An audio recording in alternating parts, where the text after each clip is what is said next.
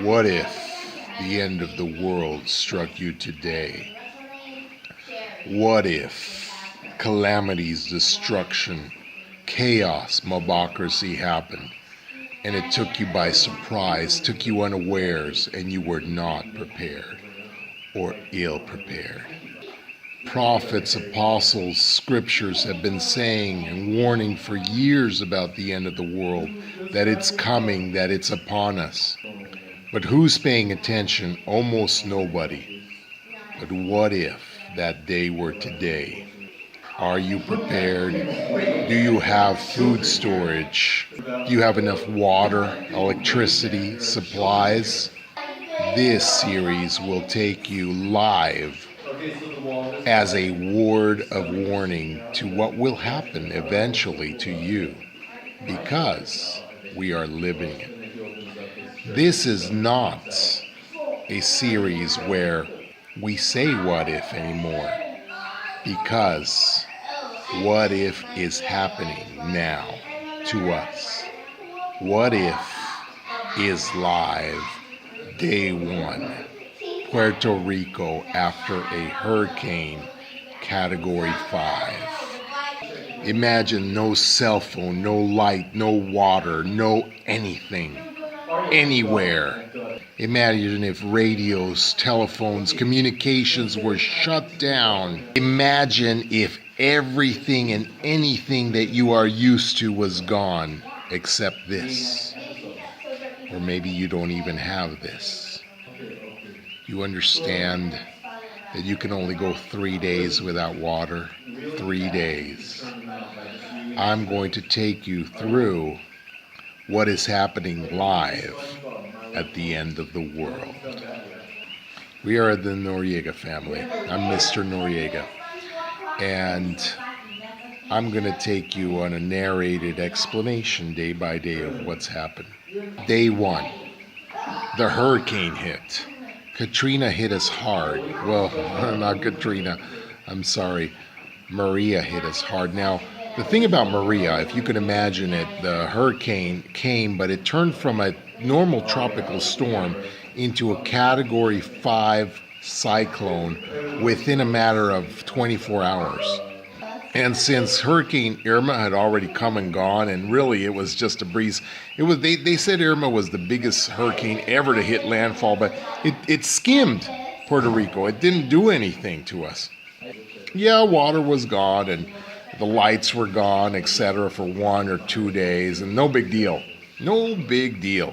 So when they said another hurricane was approaching, just a week and a half later, everybody took it for granted. I mean, I went to Walmart, and the first thing I said to myself was, there's a generator right there. I should probably pick one up, $500 some odd. But like most of us, I said, nah, I'll get it later, maybe a $500 ticket. That's quite a bit. It's quite a bit. And as far as getting some jugs of water, well, I looked at them. I saw those 5-gallon jugs of water. I said, I'll definitely procrastinate, get those later. Well, later never came. And here came Hurricane Maria. Now, the first few hours, none of us were worried. My wife was saying, it's just going to hit us sideways, and it's going to be, look at it. This is actually comfortable, she said. A couple of wind howls and this kind of thing, and it looked kind of fun outside. We had a lot of rain, and in our fancy house up on a hill, it's like, yeah, everything is going fine. But then before Hurricane Maria hit land, before the eye of the storm hit land, they decided to shut off the light. Oh gosh, these people, they shut off the light so quickly. It was annoying at best, but nothing more than that. Now, I knew something was coming, and last time, so I had decided to go ahead and go to the store and buy some supplies. And what I thought was supplies was, I'm going to go to the little local store here, and I actually put down quite a bit of money, I thought. I'm going to spend $200. And to tell you the truth, I put $200 down, but $200, what was I doing? Getting supplies for a hurricane with $200, that's about what I spend on groceries anyway, so $200, that's nothing. That's what I did. I bought $200 worth of food. and there was some baby water there. I didn't want to buy it. It was like $2 instead of $1. I thought, I'm not gonna spend so much. So I picked up a gallon of this stuff, and when I rung up, I could use my ATM card, no problem. My debit card, punched in the numbers, and I had the fullest cart of anybody else. Everybody else was also shopping, but they certainly, cans. Why would you get so many cans? It feels wrong to get so many cans. So again, I left that grocery store with $200 worth of cans and a little bit of rice and 1 gallon of water. At first they were nice, those winds that came, but then the lights went off. At first the lights came off, and it wasn't even, the hurricane hadn't even hit land, and then our lights went off. That was annoying. A few hours later, we saw the lights across the ravine go off. That was a different town. Okay, their lights are off now. That's quite early. But then the unexpected happened. The most unexpected that anybody would believe. Cell phones went out. That's right, I'm recording this off battery that I'm getting from my car, from my vehicle. And I don't even know how long I'm going to be able to do that. Because what I have to tell you that's happened the days after is unbelievable. But as I was saying, cell phones went out. I couldn't even see when the storm was coming. It was supposed to come in the morning. Why the heck are they, why the hell are they turning off the cell towers now? But they went off. No more cell phone, no more internet, no more signal. I'm serious. You can't even dial out. You can't call anybody. Nobody knows if we're dead. Nobody can hear a word from us. Now, I didn't know back then what I know now. This was the whole Puerto Rico, the whole island. Nobody had any communications. No internet. No light. But it's coming back. It always does. And we're set. We just got groceries. We're set. The fridge, I put a little ice in there, not much. The fridge is off. We'll eat the food that's in there. We don't have a lot of food in the fridge because, like everybody else, we eat at local McDonald's, Burger King, etc., etc.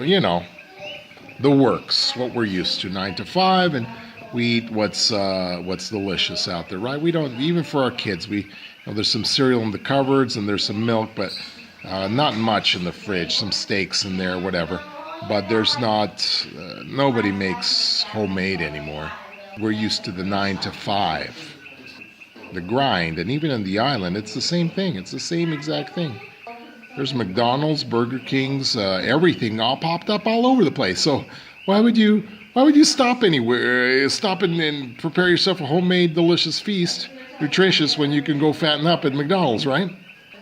So anyway, I can't tell you what it is to sleep through the night, or not sleep actually, but whatever, through howling winds, and you can't see a thing. But see, we could not.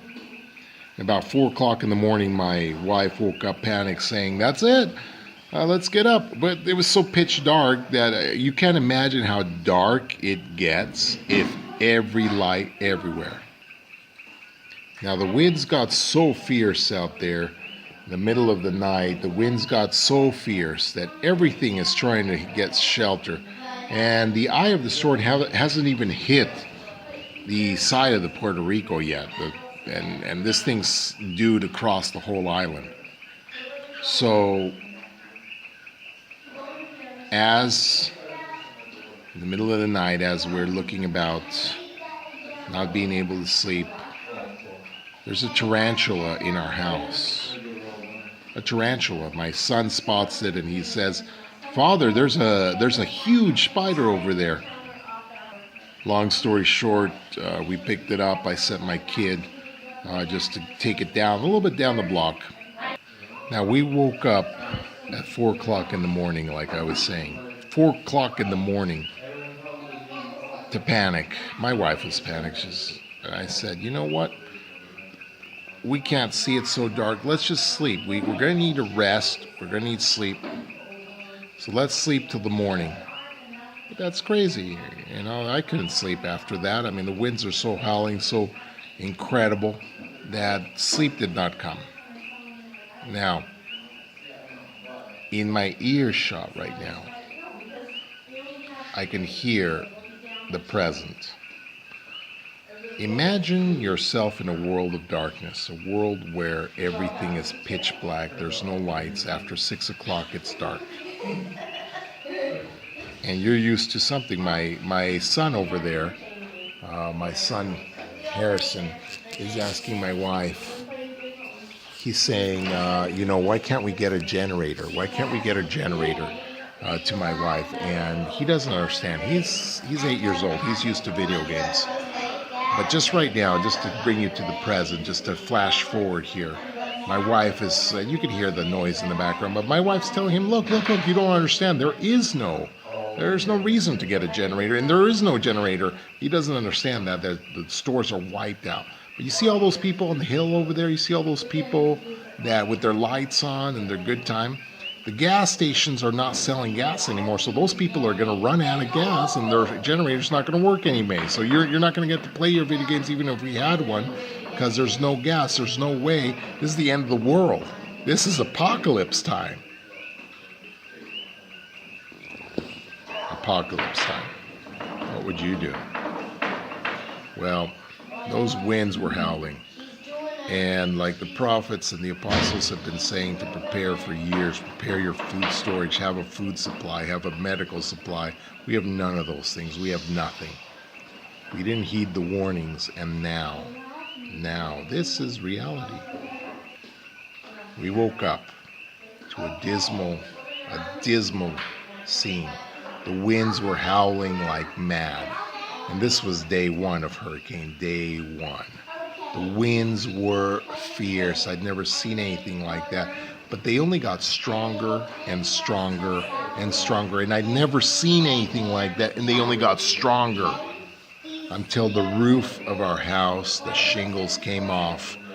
And there's a little story, there's a little joke I had with my wife because it's so humid here. I told her, in our fancy house with our fancy car and our fancy things, I told her, it's so humid here. We bought a dehumidifier, and we were talking about one brand and the other. And she said, man, it's so humid here. And I said to her, it's 85 humidity, and this thing's taking it down slowly. If it gets any more humid, it's going to rain. If it gets to 100 indoors. And so the joke was that day, the hurricane day, that humidity had reached 100 because it began to rain inside our house. Now, what do you mean, you're saying? Well, what do I mean? Is because the roof shingles had all been torn off.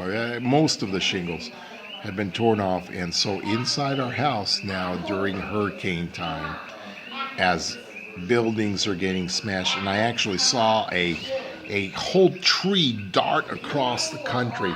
I mean, just dart. It looked like a bullet, but it was a tree.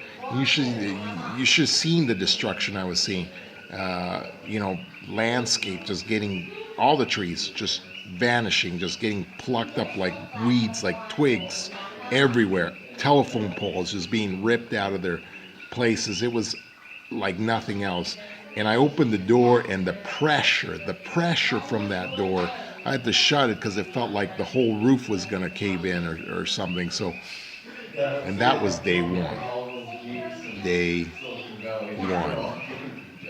The eye came by us at 11 o'clock. 12 o'clock came, and I thought the storm's over. But no, the storm came back at 12:30 in the other direction because the eye had actually passed in the middle of us. It was going through the middle of the whole island, and we got the same storm backwards. So buildings that had been torn from one side were torn from the other. Everything, all the infrastructure, all the electricity, everything, the water pipes everywhere, even lamp posts got ripped out from the concrete of the floor. Lamp posts. That was day one.